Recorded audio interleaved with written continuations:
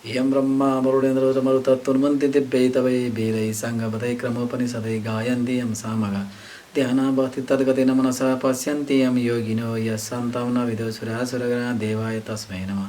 श्रीमद्चन्दन चर्चित जलबभु शुक्लाम्बर मल्लिका माला लङ्घिता कुन्दल प्रविलसन् मुक्तावली शोभिता सर्वज्ञान निदान पुस्तकधरा रुद्राक्षमालाकरा भगदेवी भजनं भजे पश्यतमे त्रैलोक्य माता चिरं मकं करोति वाचालं पङ्गुं लङ्घयते गिरिं यत्कृपातमहावन्दे परमानन्दमाधवं। नमो भगवते तस्मै व्यासाय मिततेजसे यस्य प्रसादात् प्रवक्ष्यामि नारायणकथामिमं। नारायण नमस्कृतं नरं चैव नरोत्तमं देवीं सरस्वतीं व्यासं ततो जयमुदीरये। हेमानि पुष्पाणि मनोहराणि सुरासुराणां मधुदुर्लभानि कल्पलदुर्लभानि दुर्लभानि तानि पुष्पाञ्जलिः सुखाय नित्यं स्वस्थानि जगदीश्वरी। पञ्चमोध्याय कुमारजी आज्ञा गर्नुहुन्छ, हे अगस्त्य मुनि 14 मनु 14वटा इन्द्र र सञ्चालक सप्तर्षिगण पनि 14वटाकै बयान गरिसकियो। अब म सर्गका आदिकालमा सृष्टि गरेको विषयमा ब्रह्माजीको विचार गहन्छु। प्रत्येक व्यक्तिलाई पहिलो काम सुरु गर्दा आनुभाविक न्यूनता हुनाले ब्रह्माजीको पनि कल्पादिमा सृष्टि गर्दा अबुद्धिपूर्वकको तमोमय सृष्टि नै भयो, जसमा 5 प्रकारको सृष्टि प्रादुर्भाव भयो, जसलाई पञ्चपर्वा अविद्या पनि भन्दछन्। पहिलाको नाम तम अर्थात् अज्ञान हो, सो 8 प्रकारको हुन्छ। दोस्राको नाम महामोह अर्थात् विषय शक्ति हो, त्यो 10 प्रकारको छ। तेस्रो नाम तामृष अर्थात् द्वेष हो, त्यो 18 प्रकारको छ। 14 अविद्या नाम अन्धाता मिश्र अर्थात् अभिनिवेश अनुचित आग्रह हो, अर्थात् वस्तु र उसका उपायहरूको उपघातक कतैबाट पनि नहोस् भनेर भयपूर्वक सतर्क हुँदै यस्तै भोग सर्वदा भइरहोस् भन्ने आग्रह नै अन्धता मिश्र हो। यो पनि 18 प्रकारको छ। यसरी 5 प्रकारको अविद्याको अवान्तर भेद 62 प्रकारको हुन्छ। यसरी पञ्चवर्ग अविद्याको सिर्जना गरेपछि फेरि ब्रह्माजीले ध्यान गर्नुभयो। यसपालाको ध्यानमा पनि 5 प्रकारको सर्ग हुन गयो, जसको स्वरूप ज्ञानहीन, भित्र बाहिर कतै प्रकाश नभएको, आपसको परिचय केही नभएको, थावरम वृक्ष गुल्म लता विरुत तीर्ण सृष्टि भयो। यसै थावर सृष्टिलाई मुख्य सृष्टि भन्दछन्, किनभने वराह भगवानले रसातलसम्म डुबेर पुगेको पृथ्वीलाई उद्धार गरेको बेलामा ब्रह्माजीले सृष्टि गर्दा यिनी नै थावरहरूको सृष्टि गर्नुभए थियो। त्यसैले यस सृष्टिलाई मुख्य सृष्टि भनेको हो। त्यसपछि ब्रह्माजीले विचार गर्दा चित्त बुझेन, किनभने यस्ता स्वर्गबाट पुरुषार्थको साधना हुन सक्दैनथ्यो। त्यसैले फेरि ब्रह्माजी सृष्टिको चिन्तना गर्न थाल्नुभयो। यसपालामा ध्यानबाट त्रियक श्रोता सृष्टि भयो। तेस्रो हिँडाइ हुनाले त्रियक श्रोता कहिए। खाएको वस्तु समेत त्यसै बाटाले बाहिर समेत आउने जाति हुनाले समेत त्रियक जाति भनिए। यिनीहरू नै पशु हुन्। ती तमोमय अज्ञानी उन्मार्गी अज्ञानलाई नै ज्ञान भन्ठान्ने स्वभावका हुन्छन्। अहङ्कारी अभिमानी 28 किसिमको बदले युक्त भएका, आन्तरिक सुख दुःख जान्ने, आपसको प्रवृत्ति भने जान्न नसक्ने स्वभावका हुन्छन्। यस तेस्रा सर्गका पनि पुरुषार्थको काम साध्न कठिन भय देखिएकाले सृष्टिका निमित्तक ब्रह्माजी ध्यानमग्न हुनुभयो। यसपालामा ब्रह्माजीका ध्यानबाट उर्वशोक्ता देववर्ग उत्पन्न भए। ती प्रायश सात्विक थिए, तसर्थ सुखमा साह्रै लालच भएका थिए। भित्री बाहिरी दृष्टि र ज्ञानले भरिपूर्ण थिए। उर्वश्रोता हुनाले उर्वलोक स्वर्गमा नै रहन रुचाउँथे, सन्तुष्ट पनि थिए। यस सर्गलाई देवसर्ग भन्दछन्। देवसर्ग देखेर ब्रह्मदेवले को हृदयले हर्षले प्रफुल्लित भयो। अझ पनि ब्रह्माजीको शिक्षा सृष्टि चाहना शान्त हुन पाएन, किनभने यी 3वटा सृष्टि पुरुषार्थका बेकममा थिए। तसर्थ साधक सृष्टि गर्ने धोकोले फेरि ध्यान गर्न लाग्नुभयो। यस ध्यान सङ्कल्पको सत्यता र साधक सृष्टिको कामना प्रबल थियो। उसैले अर्वा श्रोता साधक वर्ग उत्पन्न भए। यस सर्गका प्राणी माथि नगएर तलै भूमण्डलमा बसेकाले अर्वा श्रोता भनिए। यिनमा सत्व रज तमोको समेत पर्याप्त मात्रा रहेकाले दुःख बहुल, अत्यन्त क्रियाशील, भित्री बाहिरी दुवै थरी ज्ञान समेत भएका हुन्छन्। यस सर्गलाई मनुष्य सर्ग पनि भन्दछन्। यिनीहरूले खाएका अन्न जलको प्रवाह उनै उँधोतिर जान्छ, त्यसैले यसलाई अर्वश्रोता भन्दछन्। यी माथि लेखिएका सर्गहरूमध्ये प्रथम सर्ग महत् तत्त्व हो। यो ब्रह्मादेखि नै भएको हो। दोस्रा सर्ग तन मात्राको हो, यसलाई भूत सर्ग पनि भन्दछन्। तेस्रा सर्ग वैगारिक हो, यसलाई ऐन्द्रिक अर्थात् इन्द्रिय सम्बन्धी सर्ग पनि भन्दछन्। यी पूर्वोक्त तीनवटा सृष्टिलाई नै प्राकृतिक सृष्टि भन्दछन्। यो प्राकृतिक सृष्टि ब्रह्माजीको बुद्धिपूर्वकको सृष्टि हो। यो चौथा मुख्य सर्ग हो जसमा थावर सृष्टि भयो। त्रियक श्रोता अर्थात् पशुको सृष्टिलाई तर्यन्योन्य भन्दछन्। यो पञ्चम सर्ग हो, यसैमा सारा कीटपतङ्गको समेत प्रवेश हुन्छ। उर्वश्रोताको सर्गलाई देवसर्ग भन्दछन्। यो छैटौँ हो। अर्वाक श्रोताको सर्ग सातौँ हो, त्यसै सर्गमा मानिसहरू जन्मन्छन्। आठौँ सर्गलाई अनुग्रह सर्ग भन्दछन्। त्यो सात्विक र तामस दुई थरी हुन्छ। चौथा मुख्य सर्गदेखि अनुग्रहको सर्गलाई वैकृत सर्ग भन्दछन्। वैकृत सर्ग 5वटा छन्। नवौँ सर्गको नाम कौमार सर्ग हो। त्यो कौमार सर्ग दुवै थरीको अर्थात् प्राकृतिक पनि छ, वैकृत पनि छ। जगतस्रष्टा ब्रह्माजीको सृष्टि जम्मा 9 प्रकारको छन्। यिनै प्राकृतिक, वैकृत र सर्ग नै जगतका मूल कारण मानिएका छन्। विश्वमा जति जीवहरू छन् तिनीहरूमा शुभाशुभ कर्मको वासना अवश्य रहन्छ। वासनाबाट छुटकारा पाउन संसारीले कसै पनि सकेको हुँदैन। तसर्थ पुरा कल्पमा आखिरमा वासनासहित नै प्राणीहरू प्रलीन भएका थिए। उसैले सृष्टि गर्दा ब्रह्माजीले ती सारा कर्मको ख्याल गरिकन मात्र काम गर्नुपर्छ। अतएव पूर्वकल्पमा थावरदेखि देवता पर्यन्त 4 प्रकारका प्रजा थिए। उसैले यस कल्पमा पनि सृष्टि गर्दा यिनीहरूको मानस सृष्टि गर्न ब्रह्मालाई आवश्यक नै पर्यो। यसरी मानस सृष्टि गरिसकेपछि देवता, असुर, पृथ्वी, मनुष्य र जल समेत सृष्टि गर्ने विचार गरेर प्रथमतः स्वयं युक्तात्मा हुनुभयो। यसरी आत्मयोग गर्दा ब्रह्मदेवको तमोमात्रा बढ्न थाल्यो। तमोमात्रा बढेकाले पहिले जाँघबाट असुरहरू उत्पन्न भए। त्यसपछि ब्रह्माजीले त्यो तामस शरीर त्यागिदिनुभयो। ब्रह्माजीले त्यागेको त्यो तामस शरीर रात्रिको रूपमा परिणत भयो। अनि फेरि सृष्टि गर्ने चाहनाले ब्रह्माजीले अर्को शरीर लिनुभयो।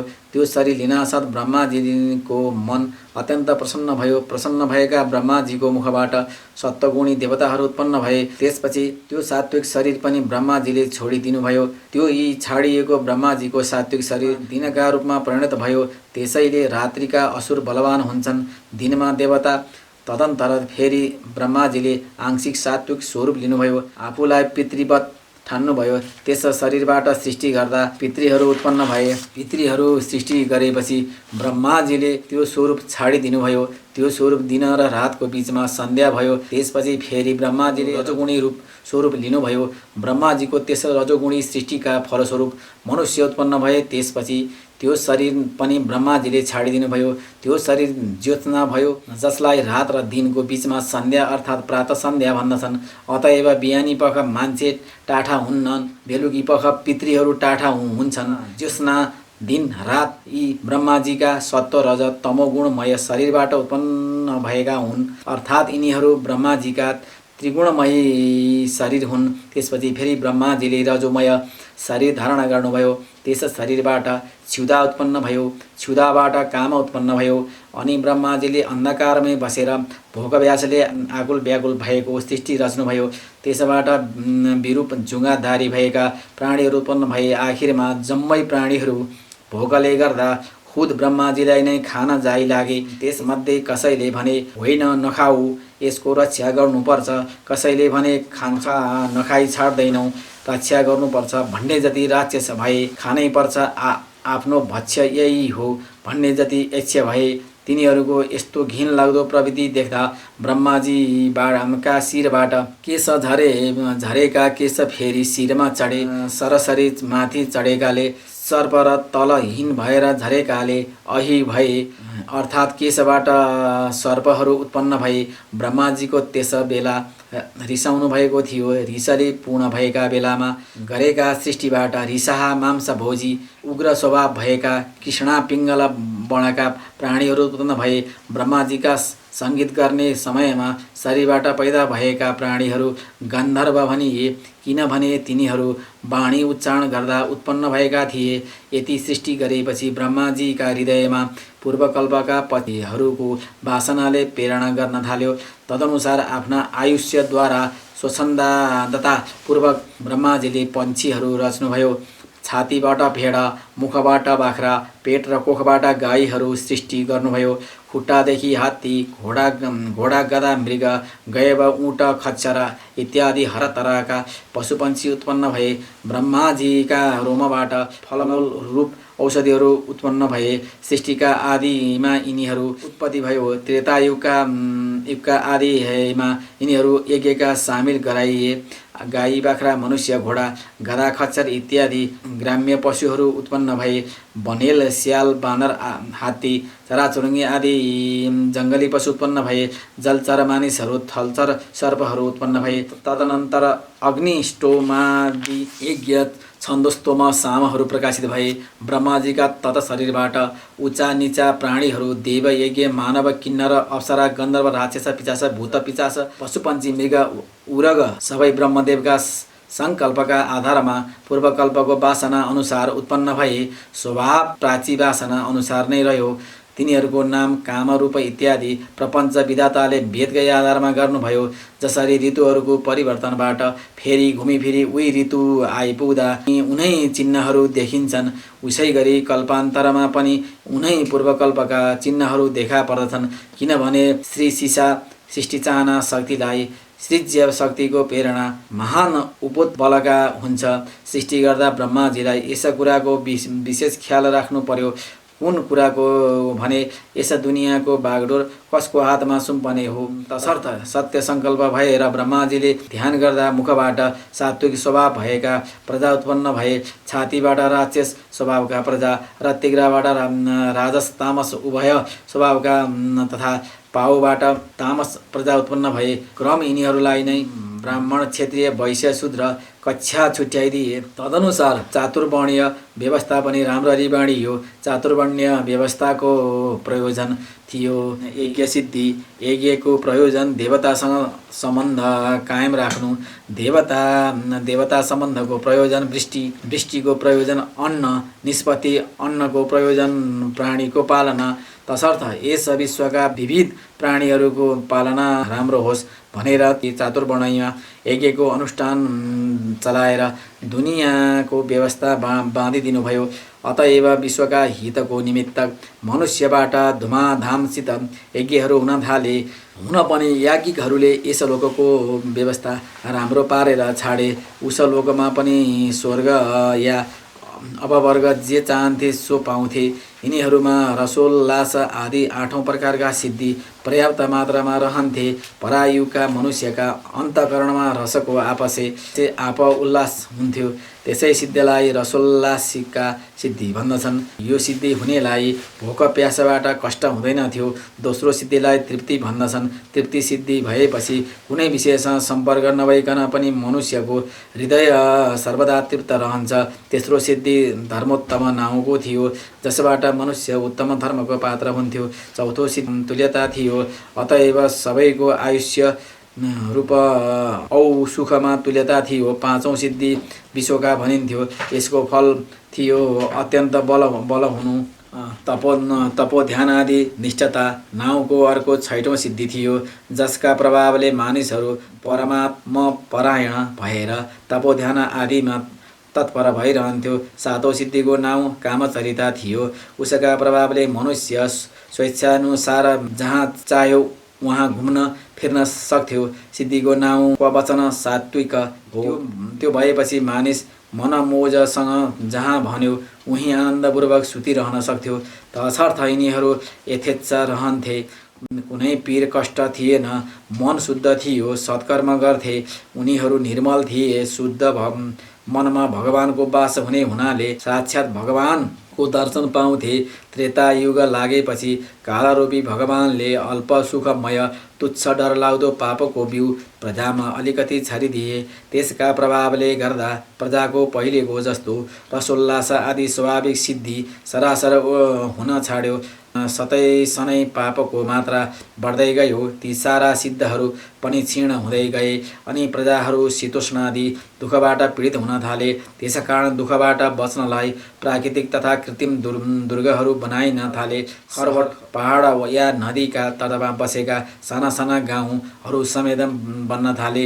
थरीथरीका घर दरबार आदि बनाएर शीततापको बाधा शान्त गर्ने प्रयत्न हुन थाल्यो।